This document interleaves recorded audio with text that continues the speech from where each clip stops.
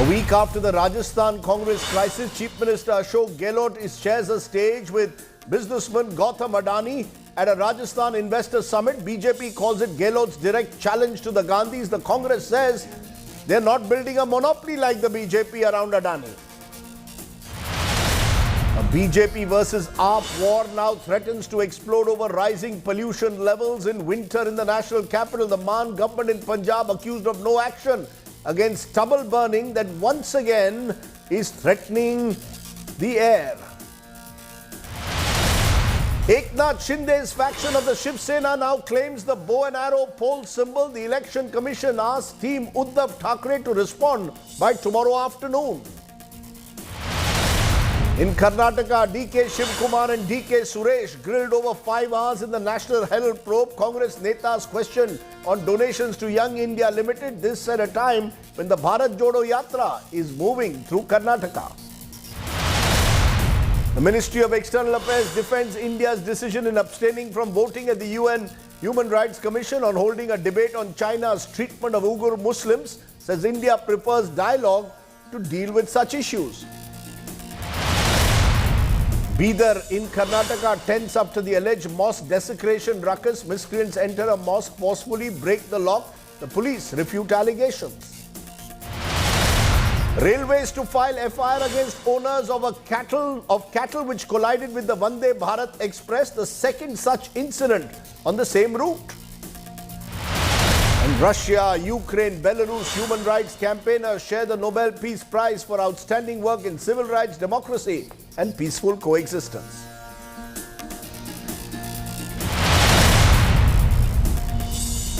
But our top story tonight, a day after the IMF warned that the global recession could deepen even further, the US dollar has continued to climb against the Indian rupee, shattering the 82 mark today. The rupee dropped after the US Federal Reserve overnight said it will deliver another 75 basis point rate hike next week. It all is a sign that the world is struggling to grapple with inflation with higher rate hikes. The IMF and the World Bank are now warning of a deepening recession across the globe. What does all this mean for the central government as it prepares for its budget of 2023, the review meetings that will begin next Monday? Tonight, we will bring you top economists telling us what lies ahead. But first, take a look at our top story tonight. COVID pandemic and Ukraine war. Global economy is reeling from two back-to-back disasters and India is not immune. When top government officials hold a series of meetings starting Monday to review the budget numbers, a bunch of economic challenges will weigh on their minds. The government's non-tax revenue receipts have been below expectations. Energy prices remain high. Inflation is untamed. Interest rates are rapidly rising globally, with RBI hiking the repo rate by 1.90 percentage points in just 5 months. Private investments is yet to pick up. And with the rupee declining around 10.7% this year, the already massive oil import bill has shot up still more and exporters are losing their competitiveness in the international market. The net impact, RBI has gradually lowered its GDP forecast for the current fiscal to 7% from the 8 to 8.5% estimated by the Economic Survey on the 31st of January. Meanwhile, there's a real possibility of recession knocking on the doors globally. The hawkish US Federal Reserve, the zero COVID policy in China, and the energy crisis in Europe have jointly created the perfect economic storm, forcing IMF to lower world growth estimates. All of the world's largest economies are now slowing down. The euro area is severely affected by the reduction of gas supplies from Russia. China suffers from pandemic-related disruptions and a deepening downturn of their real estate market. And while the US still has a fairly vibrant and strong labor market, momentum is slowing down. So what is happening is we have downgraded 3 times since October last year our growth projections. The IMF also expects the global output to shrink by $4 trillion in the next 4 years, an amount equal to the German economy. While India may not contribute to this shrinking, policymakers will have to contend with the crippling effect of this on the economy. Bureau Report, India Today. So let's raise the big questions right at the very top tonight. Will this global recession deepen as the IMF now suggests? Can India really fight the global headwinds and be isolated from them? Are rate hikes the only way to tame inflation? What are the challenges that lie ahead? Joining me now are economists and economic watchers from across the world. Jonathan Perrotin joins me from the United Kingdom. Taimur Baig is Chief Economist and Managing Director at DBS Bank in Singapore. Ajit Ranade is a leading economist with the Gokhale Institute here in India. I'll also be joined by Prasenjit Basu, Chief Economist, ICICI Securities here in India. Appreciate all of you joining us. Let's first get a look at the global picture. Taimur Baig, what's the picture you get a day after the IMF suggests that the global recession could deepen? Is there a sense that, at least in the short term, the next 3 to 6 months, things will get worse before they get better? There are 2 ways of thinking about it. From a global markets perspective, which is what I do on a day-to-day basis, clearly the prognosis is not very good, whether it is you're looking at it from the perspective of the fixed income investor who is holding bonds in which there might be losses because rates are going up, or from the perspective of an equity investor who will probably not be able to see very strong returns from their equity portfolio because, again, of this slowing growth, rising rates narrative. But that's the market side. Some people care about that, but maybe lots of people don't. Then there's the economic side where we are talking about jobs and inflation and wages, where at least the cue from the US is the Federal Reserve is not going to relent till there is some crack in the labor market, there is some softening of wage upward pressure. That's not happening yet, and hence rate hikes likely to continue. 75 basis points in the November meeting, perhaps another 50 basis points in the December meeting. And we have to sort of reckon with that sort of dynamic. High interest rates, unlike we've seen anything like for about 15 years. Jonathan Perrotin, do you also see that at least in the next couple of weeks, particularly in the United Kingdom, which seems the most hit at the moment, among the most hit by the global economy, things could get worse given the energy crisis? Yes, the United Kingdom and other parts of Europe generally have been hit particularly badly by, as you were saying in the introduction, by the energy crisis. So which is both putting downward pressure on economic activity, but also putting upward pressure on inflation. Faced with that, central banks in Britain as well as in the United States have been raising interest rates. And as you said in the introductory piece, if interest rates go up, particularly in the United States, that tends to put upward pressure on the dollar relative to currencies like the Indian rupee. And so a country like India is hit by a slowdown in the global economy, but also upward pressure on interest rates, upward pressure on prices. Again, as you were saying with the introduction, as the rupee falls, that would tend to, unchecked, raise inflation in countries like India as well. So in a sense, therefore, Prasenjit Basu, Chief Economist at ICICI Securities, we've already seen the World Bank slash India's projection between July and October now by 6.5%, the latest number. Is this now a reality we must face, that we can't be fully isolated from what's going on across the world? There's been a sense that, look, we are relatively better off. That's the general impression the government gives. Having said that, do you believe that we need to, in a way, now look at the situation with a little bit more concern, given that this global recession appears to be deepening? Well, first of all, the global recession hasn't yet hit. If there is a recession, we have stagflation in Europe, including the United Kingdom, but the United States is still growing. I mean, the U.S. economy is still doing well as far as the labor market goes. If you look at the labor market, they're still adding jobs. So the U.S. is not really in recession yet. The recession is still to hit. I'd say it's about 2 or 3 quarters away.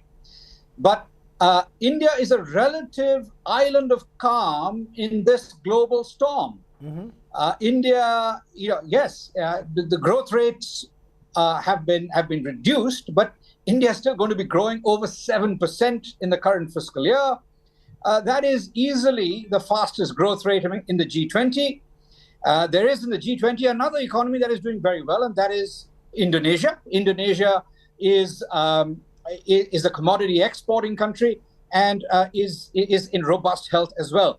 But with the exception of India and Indonesia, across the G20, the 20 largest economies in the world, those are the 2 islands of relative stability. Elsewhere, you have a really difficult period ahead, and basically the United States has made a massive monetary policy error, and they're having to correct that rather aggressively now. And as they do that, they are driving the U.S. economy into a recession by the middle of next year. So the prospects are not great for the world economy. But within that, I think India's strength is that India has deleveraged both internally and externally. If you look at external debt, India's external debt as of June this year was up just 38% relative to March 2014. Yes. So that's a very modest increase, not even the same sort of pace of increase as nominal GDP over that period. In the previous 10 years, 2004 to 2014, India's external debt had increased by 296%. So, so we've deleveraged. We are now deleveraged externally. We've deleveraged domestically. Nominal loan growth has barely been 9% on average every year for the last 8 years. So very, very modest loan growth. The economy has deleveraged domestically and externally, and as a result, India is in relatively good shape. You're able to deal with this crisis a lot better than most other economies. You're saying India and Indonesia stand out relatively better off, but Ajit Ranade, when I look at those economic headwinds, the fact is inflation remains a concern at the moment in this country. Interest rates are continuing to rise to tame inflation. Private investment is still relatively dormant, and non-tax revenues are below expectations. So there are concerns. How much do you think those concerns will magnify, particularly as the government now looks at the budget making of 2023 and the year ahead? Will we have to now look very closely at some of those growth projections that were made 6 months ago? Yes, Rajdeep, India cannot remain completely immune from the fact that most of the world is going to be in a recession. Even the USA, as was mentioned earlier, it's looking 50-50, but as months go by, the chances, I think, will increase. So one impact of that is that high oil prices directly translate into higher fertilizer subsidy. Last year, we budgeted 1 lakh crores for this year, that is this fiscal year, in January, but now it's double. Now the estimated fiscal burden is 2 lakh crores. We already have had to revise upwards the budgetary allocation for the National Rural Employment Guarantee Scheme. We have allocated some 45,000 crores extra for the free food, the PM, the free food scheme till the end of December. So the fiscal arithmetic will start mattering. Of course, just a few weeks ago, the finance secretary said that he's confident of reaching the fiscal deficit target this year because of advanced tax collection numbers and the fact that the GST numbers have been above 1.5 lakh crores for 6 months, 7 months in a row. But that was before this, the oil price, the OPEC has decided to cut outputs. So oil prices have gone up again above 100. And the impact on this free food gain. So the fiscal arithmetic is going to be difficult. Having said that, I must say the growth inflation dynamics of India, that is the combination of tapering growth, lower growth, and slightly higher inflation. This combination is looking much better than most of the other peers. Our inflation at 7 or 8% is only slightly above what we had anticipated earlier. And our growth rate has been revised downwards, but from 8 to maybe 6, 7, or maybe 6.5%, which is not so bad considering that the rest of the world is in recession. But it's not something to be complacent about.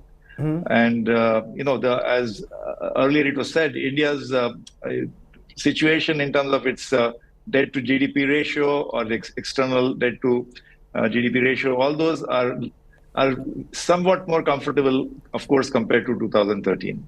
Therefore, Dr. Beg, from your vantage position in Singapore, do you believe India and Indonesia are the two outliers, the two countries that stand out in a way, particularly among the G20? Would you also say India relatively better placed in a way at the moment? Or would you say that it would be premature to celebrate in any way at a time when there are these global headwinds? There is absolutely no room for celebration at this point. We're talking about a country where over the last 5 years, real per capita income has been more or less stagnant.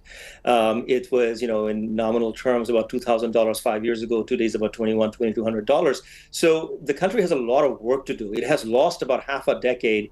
Some of it is due to global factors. Some of it is due to, forced formalization, which caused a lot of friction in the economy. And therefore, per capita income has been largely stagnant. And there's a very large informal sector in India, which is struggling mightily as we speak, even though I think one must take into cognizance that the formal sector of the economy seems to have shed off a lot of weight and is looking vibrant. But that is not all of India.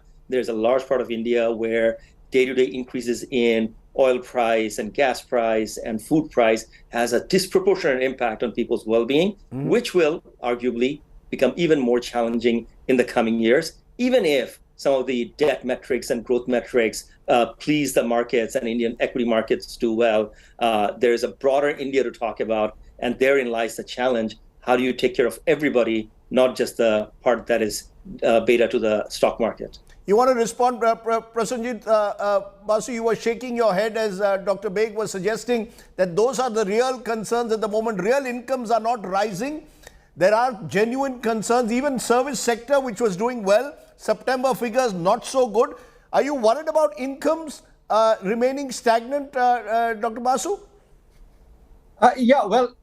First of all, I think it's important to understand that India has been through, of course, a very difficult period with COVID. But if you look at... but it's not just COVID. It's not just COVID. From demonetization post-2017, we've had a difficult time. Look at growth numbers. Look at GDP numbers. By the way, let me just point out that real GDP growth per capita between 2014 and 2019 was the fastest of any 5-year period in India's history. So that is simply a fact. Perhaps Taimur can look up the data as well. But that is simply a fact. 2014 to 2019, per capita income grew at a faster pace during that 5 years than during any previous 5-year period in India's history. Now, from 2017 to 20, just a minute, from 2017 to 2020, we had about 9 quarters of declining GDP. Go ahead. What? Declining GDP? You're living in some in terms of in growth an alternate universe. Growth rate per quarter between 2017 and 2020 registered a constant decline. The fact was that it was pre-COVID. Pre-COVID, there was 1 year of deceleration, but during that year, 2019-20, India was still growing faster than all of Asia except China. Right. And last 2 years, India has actually outpaced China by quite a lot. And India is the world's fastest growing economy. So let's just get the facts at least in place before we start arguing about other things. Now, with regard to the fiscal points that Ajit Ranade made, let me just point out that this year, if you look at corporate tax revenue, personal income tax revenue, and GST revenue, the 3 biggest sources of tax revenue, they are growing at a far faster pace, all growing over 25% year on year in the first 5 months of the fiscal year, much faster than projected in the budget.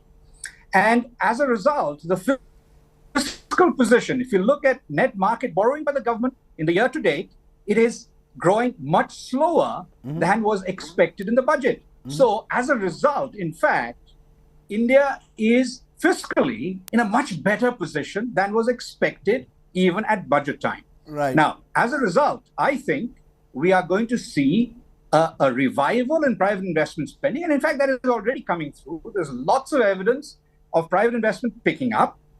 Of course, your magazine has just put out a good report on the lack of private investment spending, but this isn't true just of India. Across the world, No, private but investment has been weak for a decade. The word we've used in that report is dormant. Private investment remains dormant. Private investment at the moment remains dormant. That's what we've said. Investment spending is picking up. If you look at the GDP data, real investment spending is up strongly in each of the last 3 quarters. So we are beginning to see the first evidence. Now, if you look at major corporates, they've been announcing, for instance, just one company, ArcelorMittal, is talking about investing in a single state in Orissa, 24 million tons of new steel capacity. That would be a 20% increment on India's steel capacity at the moment. Just one company. If you look at the announcements from Reliance, there's a massive investment.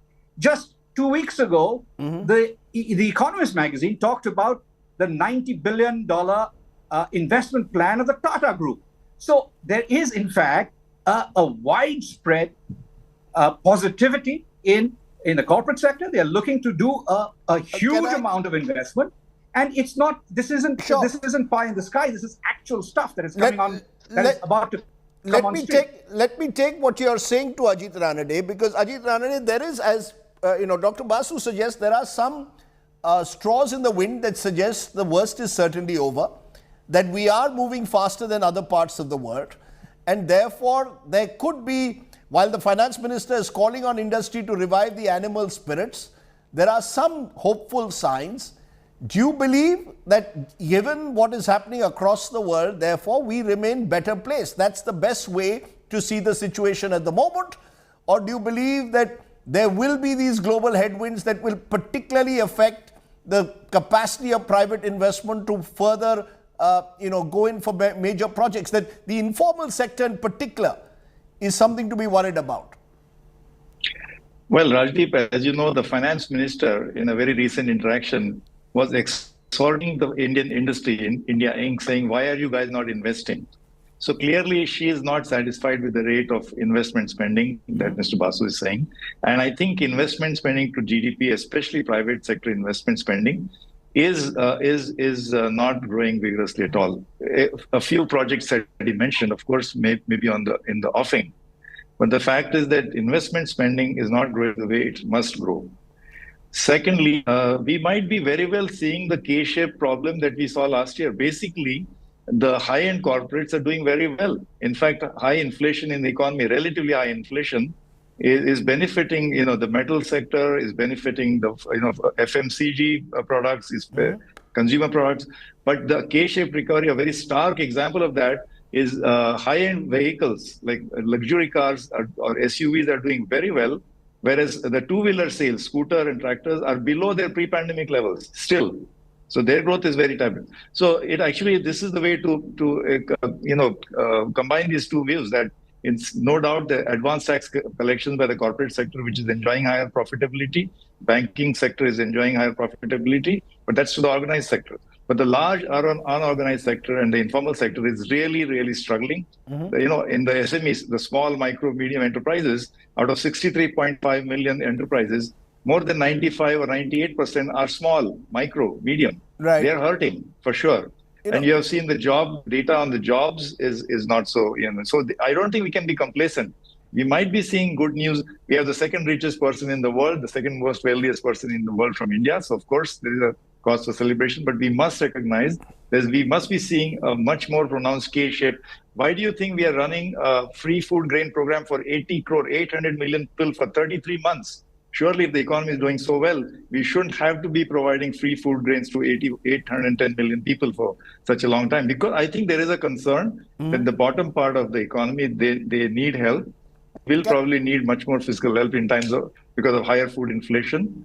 But however, hopefully the tax collections because of the organized sector will help the fiscal arithmetic of the government. Yeah, but income inequalities, Jonathan Perrotin, is now a global issue. I see a lot of commentary in your country, in the United Kingdom, also about the concerns over growing income inequalities, and that going ahead, particularly with high inflation not being tamed, especially in Europe, must remain a global concern. It's not just India. These problems, whether it's inflation, income inequalities, are global problems today.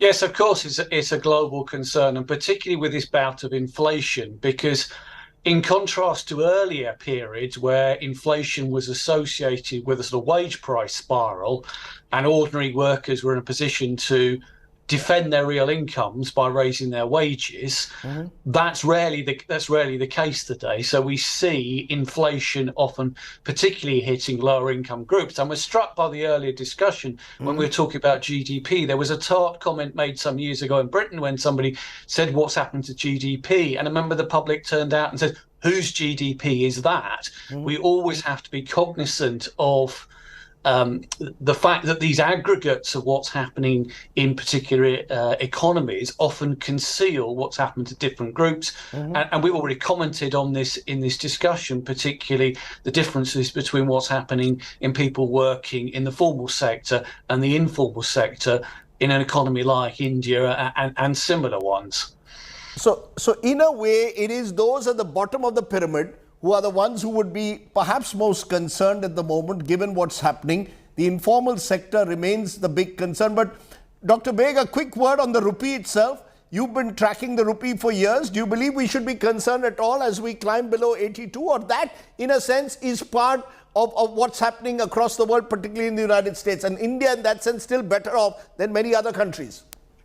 Right. So I don't think India needs to worry about this issue as much as it would have had to worry about, say, 7-8 years ago when the external buffers were far less adequate. Having said that, I think we're entering into a rather precarious time as the year sort of draws to an end.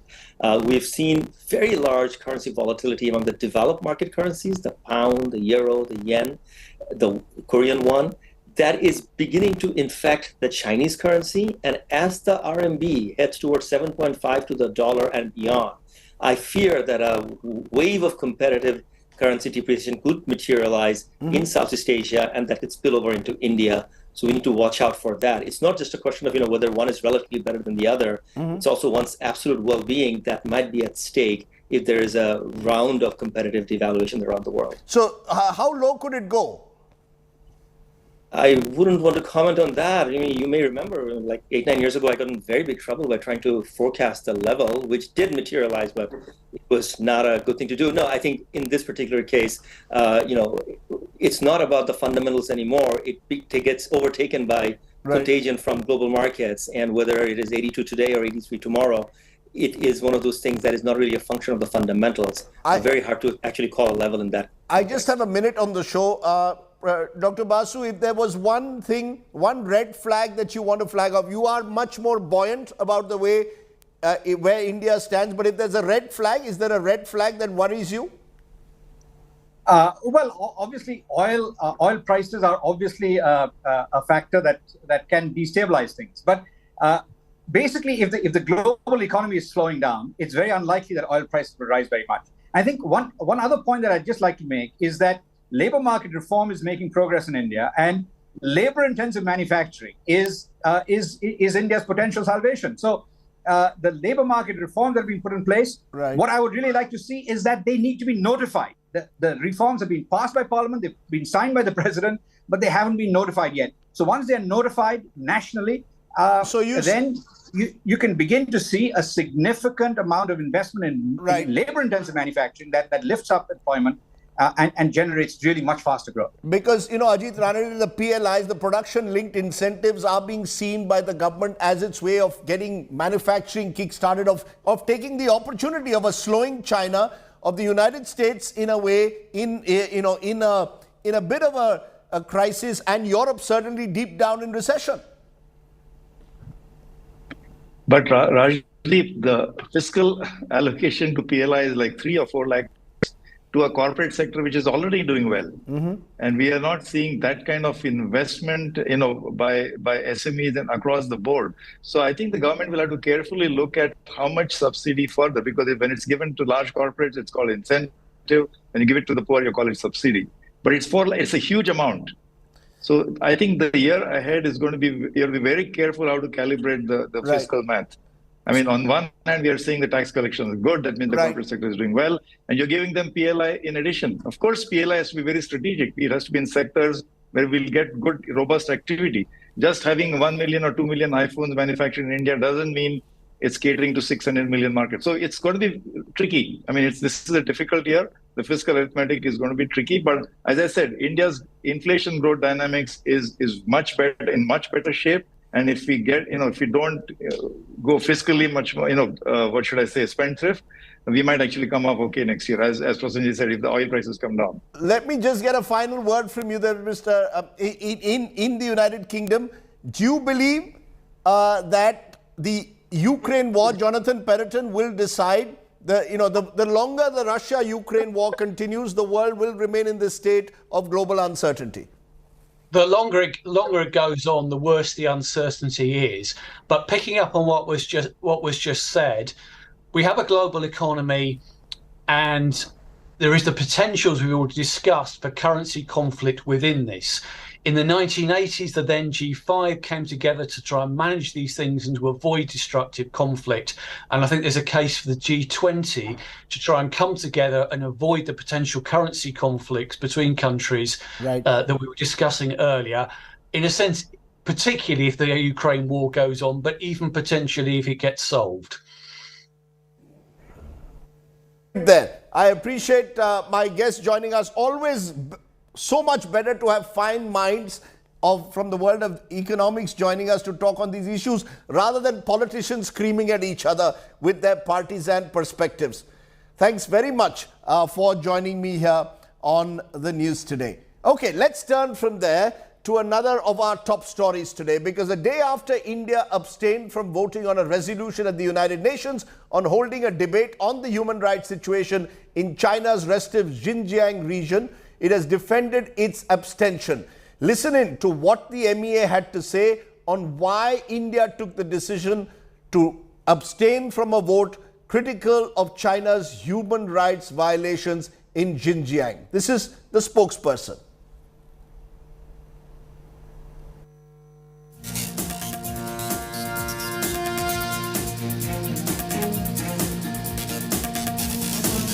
The human rights of the people of Xinjiang Uyghur Autonomous Region should be respected and guaranteed. We hope that the relevant party will address the situation objectively and properly. India remains committed to upholding all human rights. India's vote at the UNHRC was in line with its long-held position that country-specific resolutions are never helpful. India favors a dialogue to deal with such issues. Okay, let's turn from there to Syed Akbaruddin, India's former permanent representative to the United Nations, to understand more why India chooses to abstain on an issue involving human rights violations by China.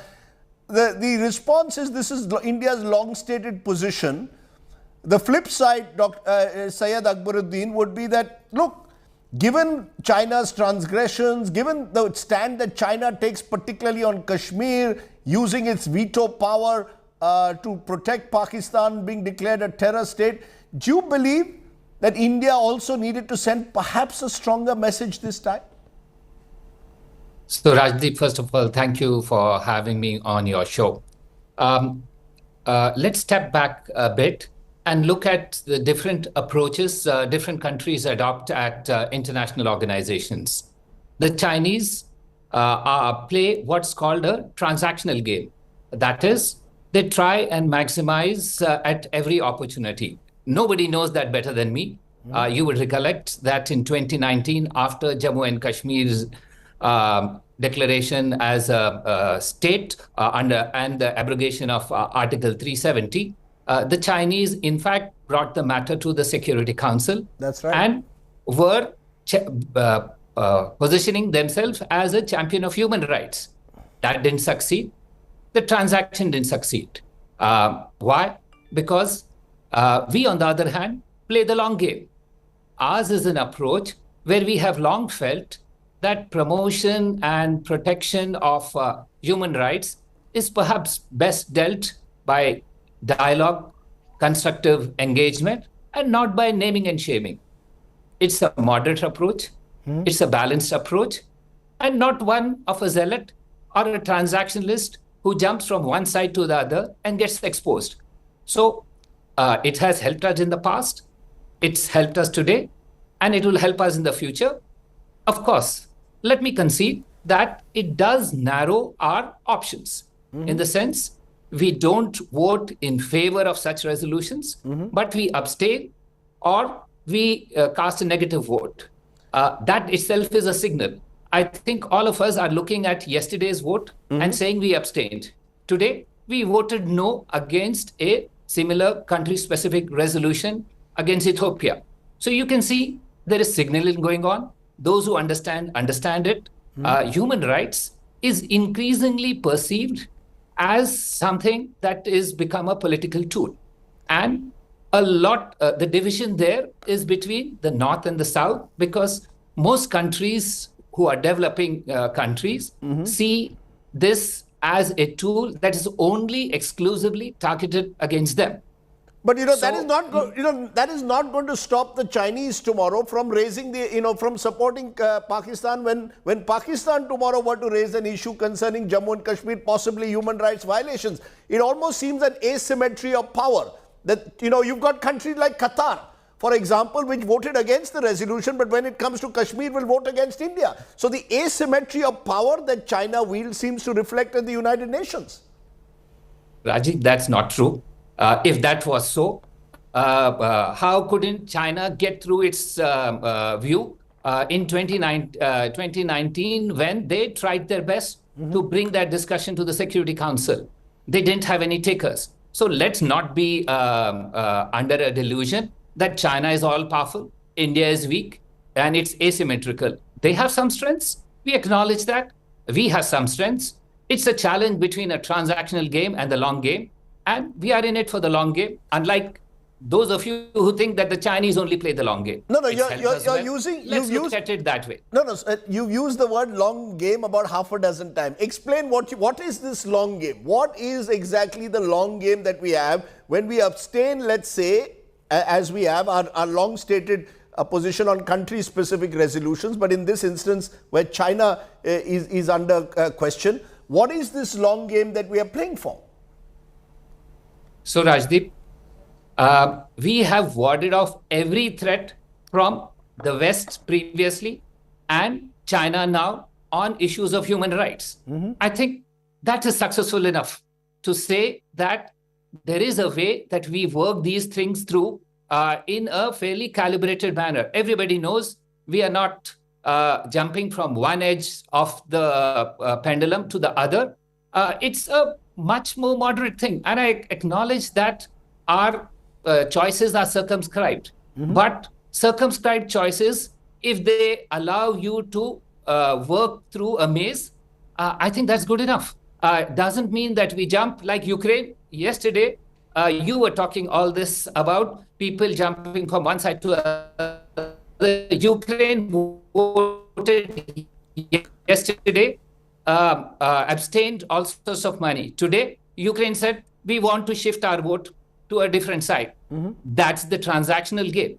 That's not what India plays. That's what China plays. That's what Pakistan plays. That's what the OIC plays. 12 of the 15 OIC members voted in favor of China. That's right. And these are the same countries, Syed Akbaruddin, who will vote against India when it comes to a motion on Jammu and Kashmir. Rajdeep, again, when did this happen? Please tell me. Let's not jump to conclusions.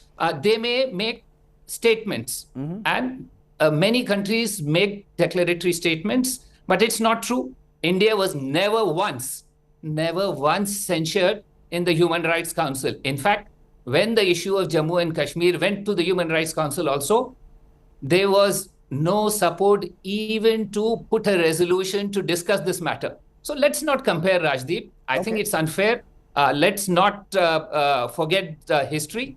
Let's acknowledge that these things have worked to our benefit. We see no reason to change an approach which has been seen as balanced and moderate for a long time. It's now 25 years. It's a bipartisan approach, which has been followed by many governments. So let me ask you this. Let's not fix it. Let's not fix it if it ain't broke. Let's not fix it if it ain't broke. Let me quickly therefore ask you, the optics of it. Here is China, which clearly in Ladakh has committed an act of what we believe is transgression, of clear violation of previous agreements. How do we send a much stronger message very quickly? Rajdeep, issues on the border will be handled on the border. These are bilateral issues that we will handle by ourselves. We don't need support of small or big friends to handle this. India will stand up. India should stand up, and it should take this matter up directly, if necessary, through a response in kind to China. Okay. Let's not mix it up with small human rights resolutions which are being used as political tools. Okay. Let me leave it. Always say that it's a bilateral issue. Let's discuss it bilaterally. Let's address it bilaterally, discussion or otherwise. Okay. I think you've given us some context for our viewers to explain why India took the stand that they did. Syed Akbaruddin, always good to see you. Stay well, and thanks very much for joining us here on the news today. Let's turn from there to an interesting story of the day, because in almost every speech over the years, Rahul Gandhi speaks out against the Adani Ambanis. But today in Rajasthan, it was clear that business and politics often rise above these narrow political battles. Rajasthan held a two-day, Congress-ruled Rajasthan held a two-day investor summit on Friday.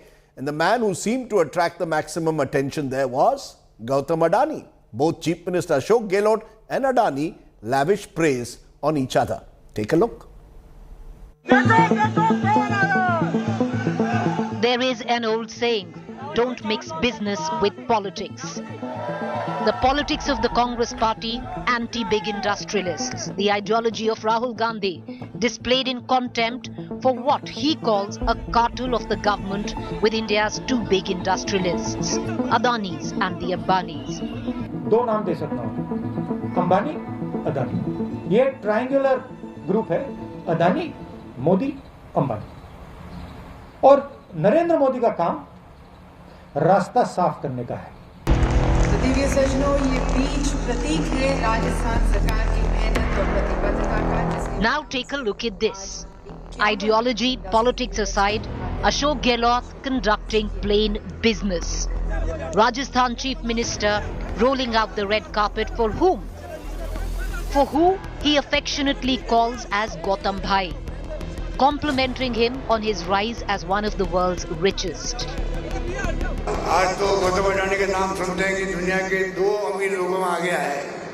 ये तो आपका बताइए बात है आप. Hello ji. Just as the warriors of Rajasthan had turned their understanding of the deserts into their greatest strength, you have set in motion a moment that is yet again turning the deserts of Rajasthan into the state's greatest strength.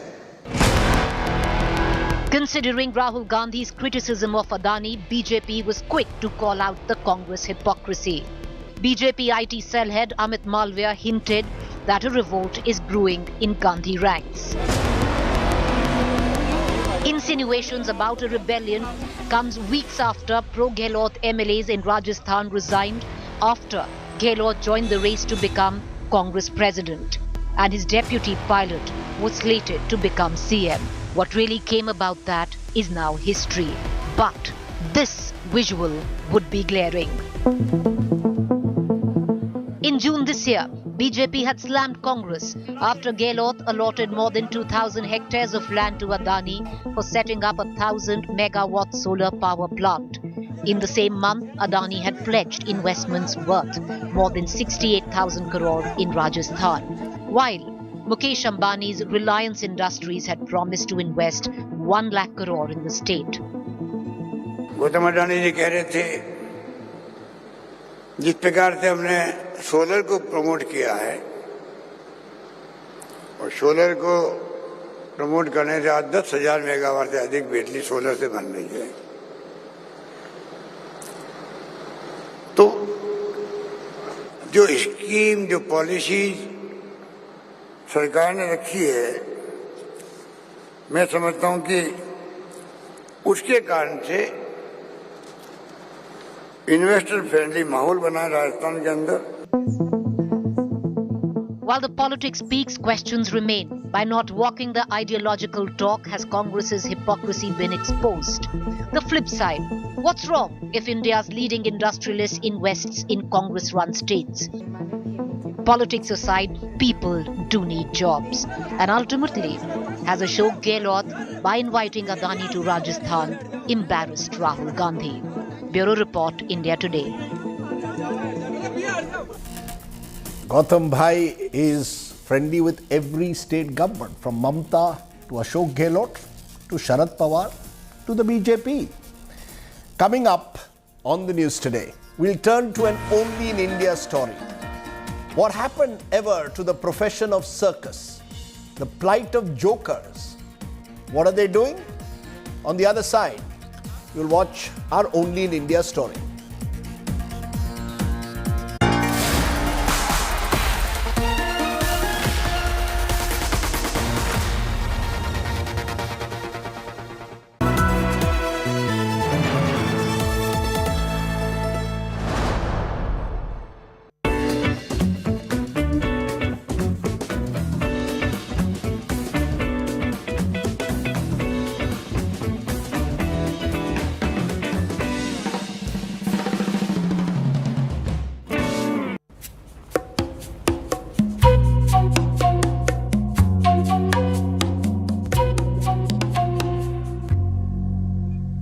Hey, I noticed something new. You started using a new body lotion. Fun.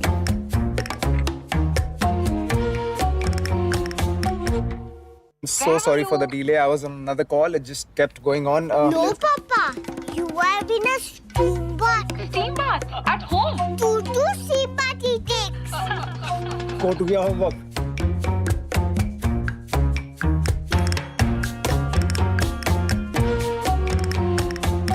It's 7:20 already. The kickoff's in 5 minutes. Get all the boys. We have the entire place to ourselves, man. Not working? Of course it is. But I don't want you guys to be using this bathroom. So use the other one.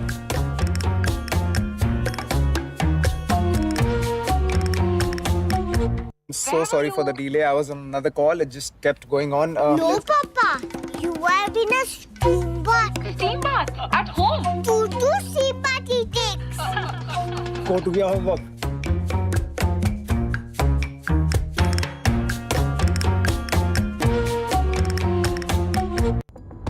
His Ravan can be different than your Ravan. The fact is, Saif is Muslim, Saif is wearing surma, Saif is playing Ravan. Saif is on board a Pushpak Viman that looks like a Chamgadar. True. Really? Two Big Bang Dashera rallies in Mumbai. So this contest is going to be extremely important. All these three netas are speaking the same language. What's the point of these photo ops? If they're natural, off stage. The photo ops, what I believe is that it's showing a leader, approachable, accessible.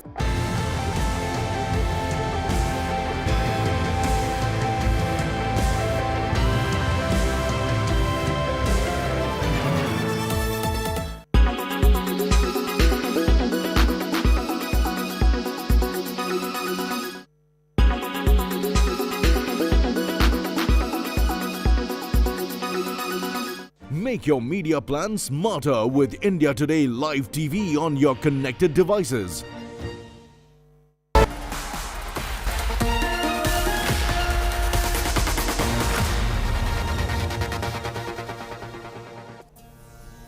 Okay, let's turn to tonight's Get Real India story. Once upon a time, we all went to the circus. That was where we found our laughter. Now, the plight of jokers, the heart of the great Indian circus, remains unheard. Many of them are now surviving doing odd jobs like scouting for tourists and travelers in New Delhi's Paharganj. Tonight, our Get Real India story takes a look at the plight of the Indian joker.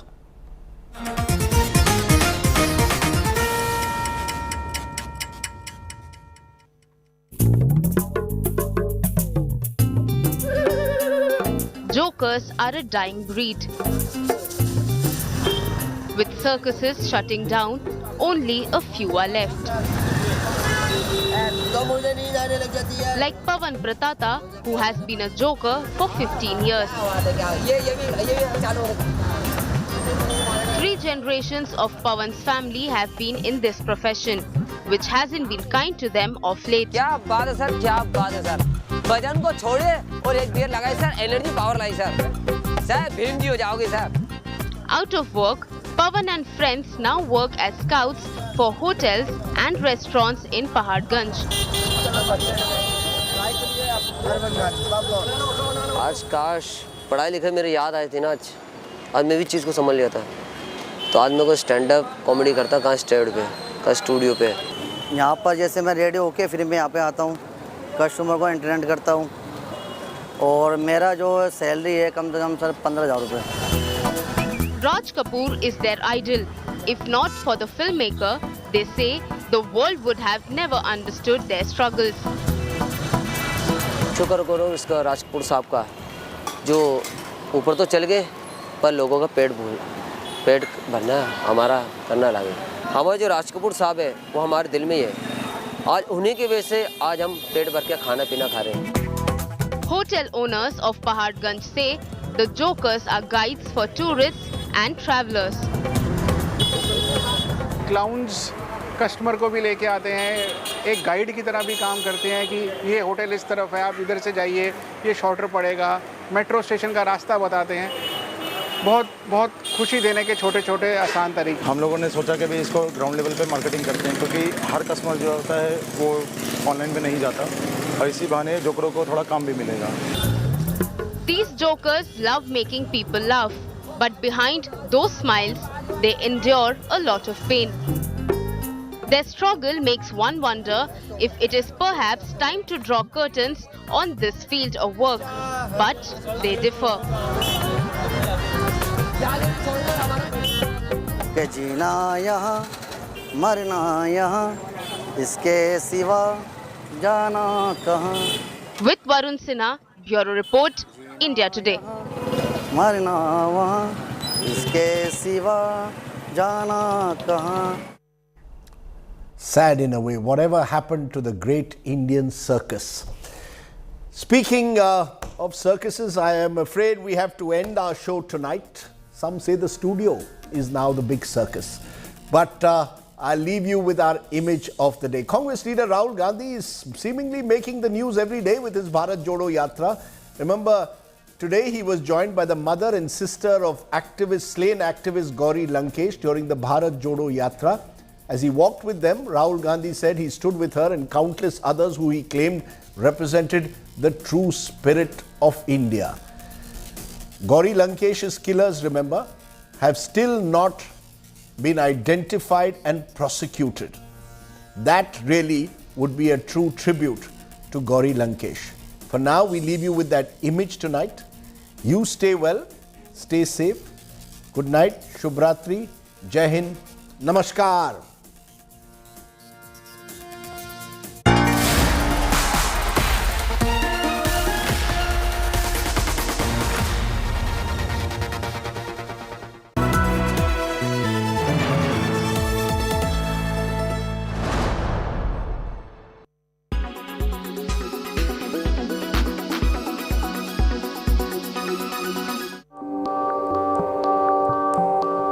Listening to music puts you in a good mood, but have you ever heard of music that gets you high? In a never-ending quest to get high or feel better, people are listening to binaural beats to mellow their minds. A study shows that many have been trying binaural beats as a form of therapy or even an intoxicant. The term binaural means two sounds, and binaural recording without the